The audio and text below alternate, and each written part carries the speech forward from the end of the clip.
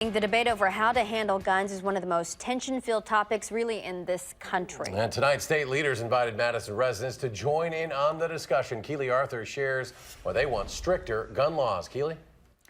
Eric and Michelle, the event was held at a nearby church. One of the men there lost his daughter to a senseless act of gun violence in Madison earlier this year. Now he's trying to turn that grief into action.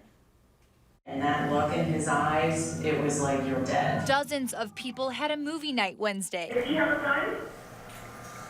Yeah. But it wasn't your typical viewing party. I was screaming, help me. The film, Making a Killing, Guns, Greed, and the NRA, highlights the high body count caused by gun violence. Obviously, my family has been intimately touched by that. Jim Nozel's daughter, Caroline, was shot back in February. The man charged was able to buy a gun within 24 hours of allegedly shooting her because there is no waiting period. I don't believe anybody's rights were infringed, anybody's rights would be infringed by waiting 48 hours.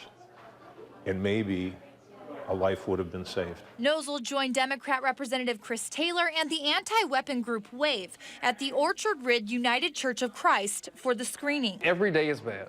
Every day we don't do something is bad because someone else is going to die. And unless we fix it, we're almost complicit in that. Advocates at the event used instances of gun violence from just the past several days to illustrate that point. Whether you're talking about Wisconsin Rapids this morning, where a father shot his two young children and then ends up shooting himself. And yet the Anago shooting at the prom over the weekend. We've now had even more egregious, like I said, kids killing their parents accidentally. I mean, when's it going to stop? He had gotten back to the house before the cops got there. Nozel says many laws need to change to ease the violence, but he wants to start with reinstating the waiting period, something he thinks could have prevented the death of his 24-year-old daughter. I don't believe most Americans want to put up with that. We've got to do better. I spoke to Senator Van Wongard, one of the chief sponsors behind the bill that eliminated the 48-hour waiting period. He said of the more than 300,000 concealed carry weapon licenses issued last month, only one person used their gun for a violent act. He went on to say that violent people are going to get their hands on a weapon no matter what the law is.